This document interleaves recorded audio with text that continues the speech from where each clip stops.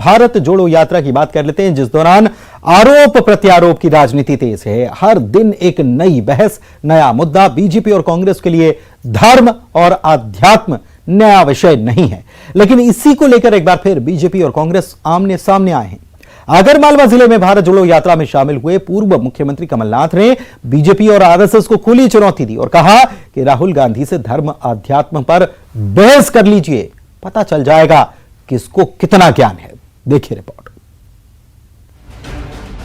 धर्म और अध्यात्म एक ऐसा मुद्दा जिस पर जितनी बहस हो कम है। चुनाव नजदीक आते ही ये टॉपिक राजनीतिक दलों के लिए लुभावना हो जाता है। भारत जोड़ो यात्रा में नित्य नए राजनीतिक मुद्दों में यह मुद्दा भी आए दिन बहस का विषय बन रहा है। धर्म और अध्यात्म को लेकर एक बार फिर से बीजेपी और कांग्रेस आमने सामने आ गए हैं। इस बार तो कांग्रेस ने बीजेपी को खुली चर्चा कराने की चुनौती दे डाली। मध्य प्रदेश के पूर्व मुख्यमंत्री कमलनाथ ने दावा किया कि राहुल गांधी बीजेपी और आरएसएस से ज्यादा धर्म और अध्यात्म को समझते हैं। पूर्व सीएम ने कहा है कि बीजेपी, वीएचपी और आरएसएस के लोग राहुल गांधी के साथ बैठ जाएं और चर्चा कर लें, फिर समझ में आ जाएगा कि किसके पास कितना ज्ञान है। ये पाकिस्तान के नारे कौन लगाएगा? कांग्रेस पार्टी लगाएगी। जो डिस्टर्ब करना चाहते हैं वो लगाएगी। कोई भारतीय जनता पार्टी का, आरएसएस का, विश्व हिंदू परिषद का इनके साथ बैठ जाए और बहस कर ले। जितना ज्ञान इनको धर्म का है, ये भारतीय जनता पार्टी, विश्व हिंदू परिषद, आरएसएस को। प्रदेश के गृह मंत्री नरोत्तम मिश्रा ने एक बार फिर से राहुल गांधी पर निशाना साधते हुए कहा कि यात्रा में जहां टुकड़े टुकड़े गैंग के लोग शामिल हो रहे हैं, पाक जिंदाबाद के नारे लग रहे हैं, उससे यात्रा की सफलता और उसके उद्देश्य पर गंभीर सवाल खड़े होते हैं। कमलनाथ जी, आखिर सच्चाई आपकी जुबां पे आई गई कि लाइव ट्वीट हो गया था पाकिस्तान जिंदाबाद के नारे का। आपकी यात्रा में ये नारा लगा। स्वरा भास्कर जी और कन्हैया कुमार जिस यात्रा में चलेंगे, उस यात्रा से और क्या उम्मीद करेंगे। लेकिन एक बात कमलनाथ जी बताएं, फिर रायपुर में जो एफआईआर हुई, क्या वो आपराधिक षड्यंत्र नहीं था? दरअसल भारत जोड़ो यात्रा के दौरान राहुल गांधी ने ओंकारेश्वर और महाकाल मंदिर में दर्शन किए। जय सिया राम का नारा लगवाकर उसकी व्याख्या अपने अंदाज में की थी। नर्मदा आरती की। इस पर बीजेपी उन्हें चुनावी हिंदू कह रही है, जिसके जवाब में कमलनाथ ने बीजेपी, आरएसएस और विश्व हिंदू परिषद को सीधी चुनौती दे डाली। उन्होंने कहा कि राहुल गांधी का यह अवतार देखकर बीजेपी घबराकर डर गई है। कमलनाथ ने कहा कि पाक जिंदाबाद के नारे उन्हीं लोगों ने लगवाए जो यात्रा से घबराए हैं।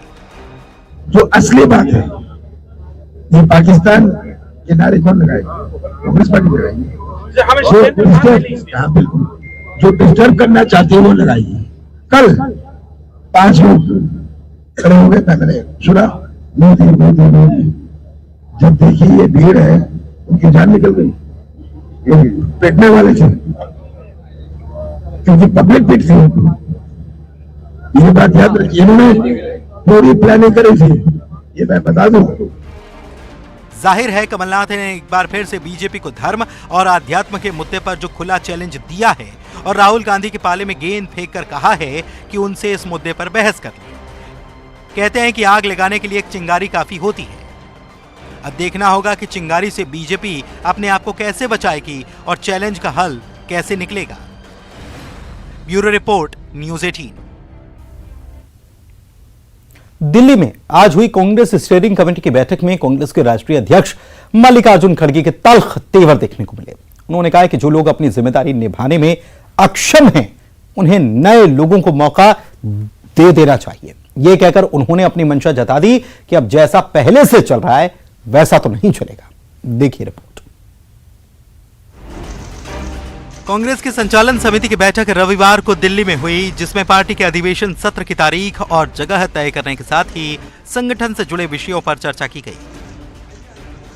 लेकिन इस चर्चा के साथ ही मल्लिकार्जुन खड़गे ने संगठन और इससे जुड़े लोगों को साफ संकेत दे दिए कि जो पद पर हैं और काम नहीं करना चाहते या काम नहीं कर रहे, वे पीछे हट जाएं और नए लोगों को मौका दें। उन्होंने बैठक में तल्ख तेवर दिखाते हुए कहा कि पार्टी और देश के प्रति हमारी जिम्मेदारी का सबसे बड़ा हिस्सा है कि संगठन में ऊपर से लेकर नीचे तक जवाबदेही तय हो। अगर कांग्रेस संगठन मजबूत होगा, जवाबदेह होगा, लोगों की उम्मीद पर खरा उतरेगा, तो ही हम चुनाव जीत हासिल कर देश के लोगों की सेवा कर पाएंगे। पार्टी अध्यक्ष का पदभार संभालने के बाद मल्लिकार्जुन खड़गे ने पार्टी की सबसे बड़ी संस्था कांग्रेस कार्य समिति यानी CWC की जगह पर कांग्रेस स्टीयरिंग कमेटी का गठन किया था। अपनी इस पहली बैठक में उन्होंने संगठन से जुड़े लोगों को सख्त हिदायत दी है कि पहले खुद की जिम्मेदारी फिर संगठन की जिम्मेदारी सुनिश्चित करें। खड़गे ने महासचिवों और प्रभारियों से बैठक में पूछा कि क्या आपका संगठन जमीनी हकीकत के मुताबिक लोगों के लिए संघर्ष कर रहा है? क्या ब्लॉक व जिला स्तर पर ज्यादा से ज्यादा नए चेहरों को मौका दिया गया है? कितनी इकाइयां ऐसी हैं जहां जिला और ब्लॉक स्तर के संगठन 5 साल से नहीं बदले गए? ऐसे कई सवालों के साथ उन्होंने साफ कर दिया कि अब ऐसे नहीं चलेगा। इधर मल्लिकार्जुन खड़गे के बयान पर कांग्रेस प्रवक्ता ने कहा कि पार्टी का पद उपभोग करने के लिए नहीं है। जो लोग पद लेने के बाद काम नहीं कर रहे, वे शोपीस बनकर न रहें, खुद हट जाएं।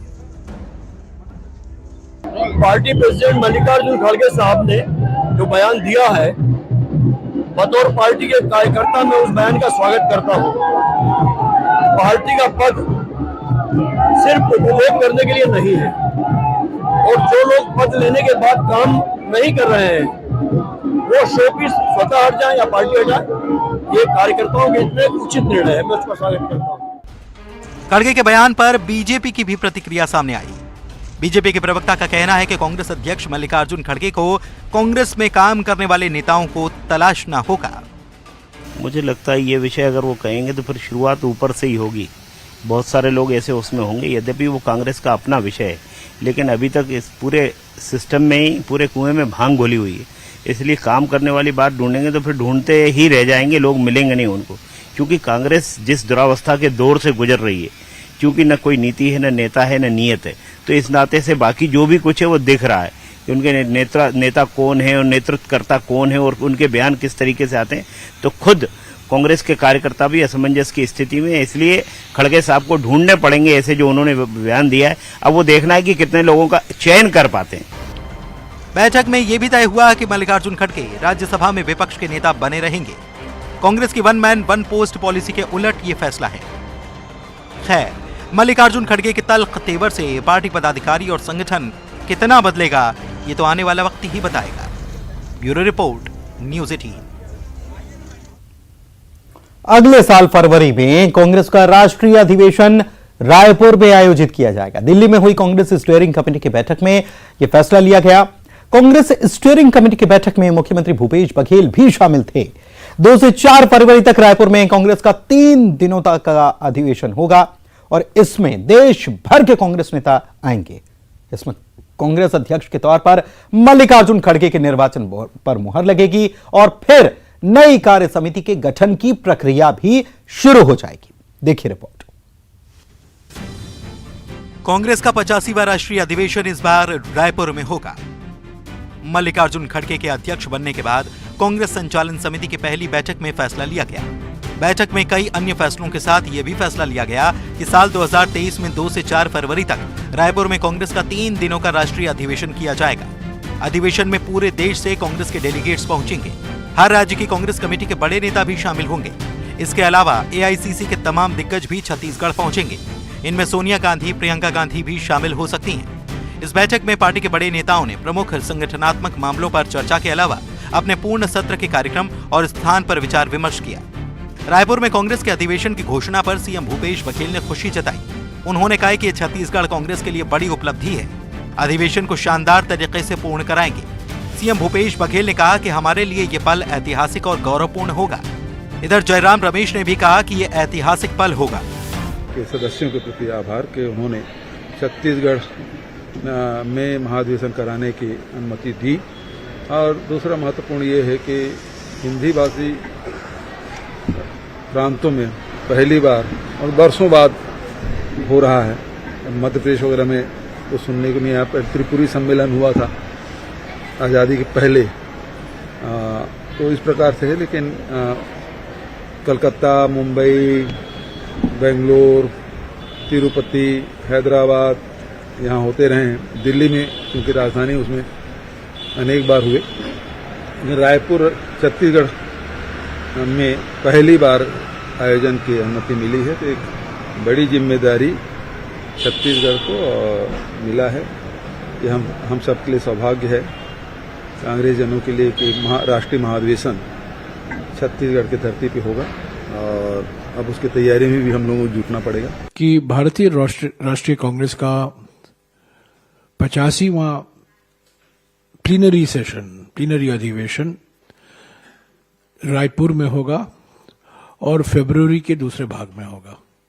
ये 3 दिन का अधिवेशन होगा, प्लीनरी अधिवेशन। जब कोई नया अध्यक्ष चुना जाता है या नियुक्त किए जाते हैं, उसके बाद एक प्लीनरी सेशन होती है और ये हमारे पार्टी संविधान के मुताबिक है और ये 3 दिन का सेशन होगा। इसमें कई मुद्दों पर चर्चा होगी। राजनीतिक प्रस्ताव होगा, एक आर्थिक प्रस्ताव होगा, किसानों पर प्रस्ताव होगा, सामाजिक मुद्दों पर प्रस्ताव होगा और युवा चुनौती, जो आज युवा बेरोजगारी का भविष्य देख रहे हैं, उस संदर्भ में भी एक विशेष प्रस्ताव होगा। साल 2018 में ऑल इंडिया कांग्रेस कमेटी का 84वां अधिवेशन नई दिल्ली में आयोजित हुआ था। मार्च के महीने में हुए अधिवेशन में छत्तीसगढ़ प्रदेश कांग्रेस कमेटी के 261 पीसीसी डेलीगेट और 49 एआईसीसी डेलीगेट दिल्ली गए थे। तब प्रदेश कांग्रेस के अध्यक्ष भूपेश बघेल थे। संयोग है कि अब उन्हें और प्रदेश कांग्रेस के नेताओं को अधिवेशन की मेजबानी करने का मौका मिलने जा रहा है। बैठक में पार्टी के पूर्व प्रमुख सोनिया गांधी, राजस्थान के मुख्यमंत्री अशोक गहलोत, सीएम भूपेश बघेल, वरिष्ठ नेता पी चिदम्बरम, आनंद शर्मा, मीरा कुमार और अंबिका सोनी समेत कई लोग शामिल हुए और सर्वसम्मति से यह फैसला लिया गया कि अगला राष्ट्रीय अधिवेशन रायपुर में होगा। इस फैसले के बाद प्रदेश कांग्रेस कमेटी के लोग फूले नहीं समा रहे कि उन्हें मेजबानी का मौका मिल रहा है। Bureau report, news 18। इधर कांकेर के भानु प्रतापपुर विधानसभा उपचुनाव के लिए प्रचार का शोर थम चुका है। कांग्रेस, बीजेपी समेत अब तमाम प्रत्याशी डोर टू डोर कैंपेन में लगे हुए हैं। कांग्रेस विधायक और विधानसभा उपाध्यक्ष रहे मनोज मंडावी के निधन के बाद यह सीट खाली हुई थी और इस पर 5 दिसंबर को यानी कल वोटिंग है। सुबह 7 बजे से 3 बजे तक वोटिंग होगी। कांग्रेस की तरफ से मनोज मंडावी की पत्नी सावित्री मंडावी मैदान में है। बीजेपी की तरफ से ब्रह्मानंद नेताम किस्मत आजमा रहे हैं। कुल 7 प्रत्याशी हैं, लेकिन दोनों ही प्रमुख दल कांग्रेस और बीजेपी दोनों आमने सामने है और मुख्य मुकाबला उन्हीं के बीच है, जिसमें दोनों ही अपने अपने जीत के दावे कर रहे हैं। भानु प्रतापपुर विधानसभा उपचुनाव के लिए सभी तैयारियां पूरी कर ली गई हैं। उप निर्वाचन में 1,95,822 मतदाता अपने मताधिकार का प्रयोग करेंगे। इनमें 95,266 पुरुष मतदाता और 1,05,55 महिला मतदाताओं के साथ एक थर्ड जेंडर मतदाता है। उप निर्वाचन के लिए 256 मतदान केंद्र बनाए गए हैं, जिनमें से 82 मतदान केंद्र नक्सल संवेदनशील और 17 मतदान केंद्र अति नक्सल संवेदनशील और 23 मतदान केंद्र राजनीतिक रूप से संवेदनशील हैं। मतलब जो भी सामग्री का वितरण किया जाना था मतदान दलों के लिए, उसको हमने पहले से ही पैक करके रखवा दिया था। सभी का वितरण हो रहा है। एक चेकलिस्ट भी सभी मतदान दलों को दी गई है, उसके अनुसार मिलान कर रहे हैं। तो लगभग 256 जो केंद्र हैं उनके लिए मतदान दल बनाए गए हैं। 1024 लोग जो है 256 केंद्रों में जाएंगे, उनकी ड्यूटी मतदान के लिए लगी हुई है। इसके अलावा हमारे पास रिजर्व लोग भी हैं, जिनकी अगर आवश्यकता पड़ी तो 100 लोग हैं, उसमें से हम ड्यूटी लगाएंगे। तो और सुरक्षा के भी समस्त उपाय जो है वो पुलिस द्वारा किए गए हैं और जहाँ जहाँ विशेष सुरक्षा की आवश्यकता है वहाँ पैरामिलिट्री फोर्सेस और बाकी लोग भी लगे हुए हैं। तो कुल मिला के कोशिश यही है एकदम निर्भीक होकर के सब लोग अपना वोट जरूर डालें। मतदान को लेकर सुरक्षा के कड़े इंतजाम किए गए हैं। बस्तर रेंज के आईजी सुंदरराज बी के अनुसार 6000 से अधिक जवान तैनात किए गए हैं। अर्धसैनिक, जिला पुलिस बल, एसटीएफ के जवान इस पर नजर रखेंगे। इसके अलावा चुनाव में पेट्रोलिंग पार्टियां भी लगाई गई हैं। भानु प्रतापपुर विधानसभा उपचुनाव में 7 लोग चुनाव मैदान में हैं। उनमें कांग्रेस की सावित्री मंडावी, बीजेपी से ब्रह्मानंद नेताम, अम्बेडकराइट पार्टी से शिवलाल पुडो, गोंडवाना गणतंत्र पार्टी से घनश्याम जुर्री, राष्ट्रीय जनसभा से डायमंड नेताम, निर्दलीय आदिवासी समाज से अकबर कुर्राम, दिनेश कुमार कल्लो के नाम शामिल हैं। हालांकि मुख्य मुकाबला कांग्रेस की सावित्री मंडावी और बीजेपी के ब्रह्मानंद नेताम के बीच है। वहीं बस्तर में आदिवासियों की संस्था सर्व आदिवासी समाज ने भी अपने उम्मीदवार अकबर राम कुर्राम को चुनाव के लिए मैदान में उतारा है। कुर्राम निर्दलीय चुनाव लड़ रहे हैं।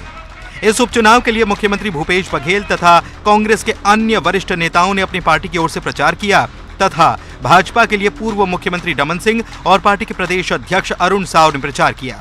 चुनाव प्रचार के दौरान कांग्रेस ने भाजपा उम्मीदवार ब्रह्मानंद नेताम पर निशाना साधते हुए कहा कि वो झारखंड में एक रेप के मामले में आरोपी हैं और इसको लेकर जमकर आरोप प्रत्यारोप की राजनीति हुई। हालांकि बीजेपी ने आरोपों का खंडन किया और कहा कि उपचुनाव में हार की आशंका के कारण मुख्यमंत्री भूपेश बघेल ने झारखंड सरकार के साथ मिलकर नेताम को बदनाम करने की साजिश रची है। खैर, आरोप प्रत्यारोप की राजनीति के बीच चुनाव प्रचार के दौरान दोनों दलों ने जीत के लिए अपनी पूरी ताकत झोंक दी है और सभी अपनी अपनी जीत के दावे कर रहे हैं। वोटिंग के बाद अब प्रत्याशियों के साथ मतदाताओं को चुनाव परिणाम का इंतजार रहेगा। Bureau report, news 18। महाकाल मंदिर परिसर में रील्स बनाने को लेकर एक बार फिर से विवाद हो रहा है और इस बार यह काम किसी श्रद्धालु ने नहीं बल्कि मंदिर की सुरक्षा कर्मियों ने किया। इसे लेकर मंदिर प्रशासन समिति ने सख्ती दिखाई। सुरक्षा एजेंसी ने दोनों महिला कर्मचारियों को बर्खास्त किया, साथ ही एक नया नियम भी बना दिया। देखिए रिपोर्ट।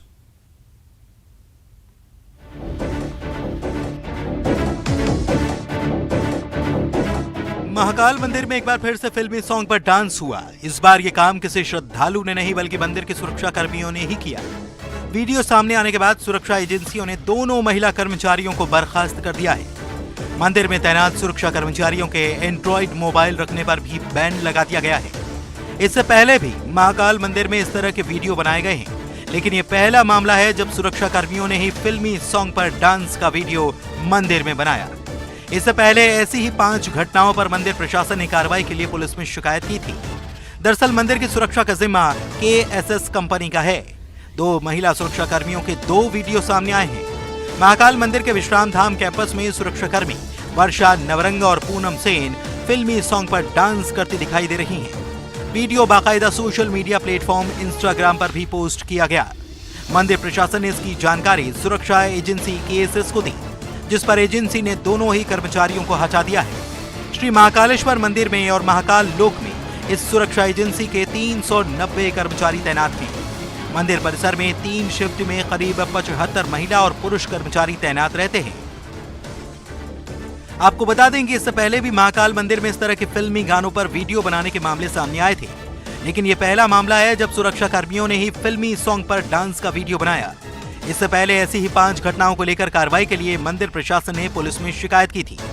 महाकाल मंदिर परिसर में वीडियो रील बनाने को लेकर 2 महीने पहले भी विवाद खड़ा हुआ था। गर्भगृह और मंदिर परिसर में 2 युवतियों ने जलाभिषेक और डांस का वीडियो शूट किया था।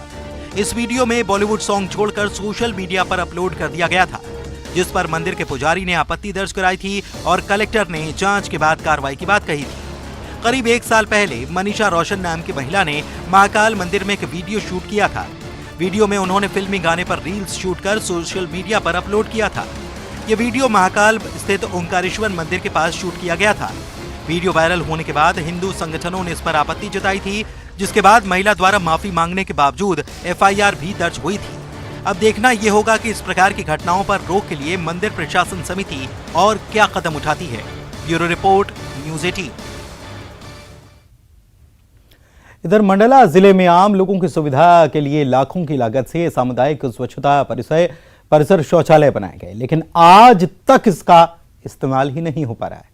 लाखों की लागत से बने ये शौचालय पिछले 2 सालों से सिर्फ शोपीस बनकर रह गए।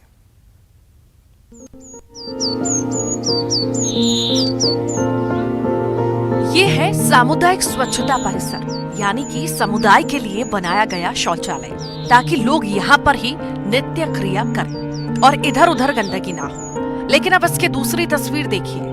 सामुदायिक स्वच्छता परिसर के दरवाजों पर ताला लटका है। अब अगर शौचालय में ताला लटका रहेगा तो जाहिर है आदमी को बाहर ही जाना पड़ेगा। सामुदायिक स्वच्छता परिसर की ये तस्वीर है मंडला जिले के बोडा सिल्ली ग्राम पंचायत की, जिसका निर्माण साल 2020-21 में हुआ, लेकिन इसमें ताला ही लटका रहता है। स्वच्छ भारत मिशन के तहत 3,43,000 रुपए खर्च करके ऐसे सामुदायिक स्वच्छता परिसर का निर्माण कराया गया, लेकिन 2 साल बाद भी इन स्वच्छता परिसरों में ताले लटके हुए हैं और ये शो पीस बनकर रह चुका है, जिसके चलते लोग खुले में शौच जाने को विवश हैं। इतना ही नहीं, इस परिसर में ताला तो लटका ही हुआ है, यहाँ पर पानी का कनेक्शन भी नहीं है। अभी तो कुछ भी उपयोग नहीं हो रहा है कि जब से बना है तब से वो ताले ही बंद है और नल का कनेक्शन भी नहीं किया गया है यहाँ पे। और यहाँ तो मोहल्ले में तो भारी दिक्कत है, क्योंकि मोहल्ले में जिनके यहाँ शौचालय नहीं है वो तो सब लोटा लेकर के बाहर जाते हैं, खुले में शौच करने जाते हैं, तो गंदगी भी बहुत ज़्यादा फैल रही है। उसका कोई उपयोग नहीं है, अभी तो ऐसे ही पड़ा हुआ है, जब से बना हुआ है उसका कोई उपयोग नहीं है, जबकि इधर आजू बाजू शौचालय भी नहीं है, मगर उसका कोई भी उपयोग नहीं कर पा रहा है कोई। बस ये आजू बाजू सब बैठते रहते हैं, पूरे प्रदूषण फैला हुआ है और कुछ नहीं है। इसको चालू किया ही नहीं जा रहा है, जबकि चालू कर दिया जाता तो इसका उपयोग होता। इधर इस पर जब जिला स्वच्छता अधिकारी से बात की गई तो उनका कहना था कि इनका उपयोग तो होता है, ताला इसीलिए बंद रहता है कि ऐसी जगहों पर शराबी अपना डेरा जमा लेते हैं और ये शाम को बंद किया जाता है। खंडहर में तब्दील नहीं हुए हैं, उनमें तो अभी इन लोग ताला, मैंने एक दो जगह पूछवाया था कि ताला आप क्यों लगा के रख देते, तो शाम को बताते हैं 7 बजे के बाद हम लोग इसलिए लगा देते कि आप जो मतलब कहना चाहिए जो असामाजिक तत्व, शराब की बोतल और ये वो सारी चीज़ें फेंकना, ये चीज़ पाई गई है। इस पे जो सामान वगैरह लगाया था, जैसे इन लोगों ने वाश बेसिन वगैरह लगाया तो वो वाश बेसिन वगैरह तोड़ दिया, कई बार नल वगैरह तोड़ दिया। पूरे मंडला जिले में 2 साल पहले 246 स्वच्छता परिसर बनवाए गए। इनको बनाने के पीछे उद्देश्य यही कि ग्राम पंचायतों में लगने वाले साप्ताहिक बाजारों, किसी भी प्रकार के सार्वजनिक कार्यक्रम में आने वाले लोगों को आसानी से साधन उपलब्ध हो सके। आम लोगों को ये सुविधा देने और स्वच्छता को लेकर सरकार करोड़ों रुपए खर्च कर रही है, लेकिन अधिकारियों की लापरवाही के चलते ये करोड़ों रुपए भ्रष्टाचार की भेंट चढ़ रहे हैं। कृष्णा साहू, न्यूज़ 18 मंडला। और इसी के साथ इस बुलेटिन में फिलहाल इतना ही, दीजिए इजाजत, नमस्कार।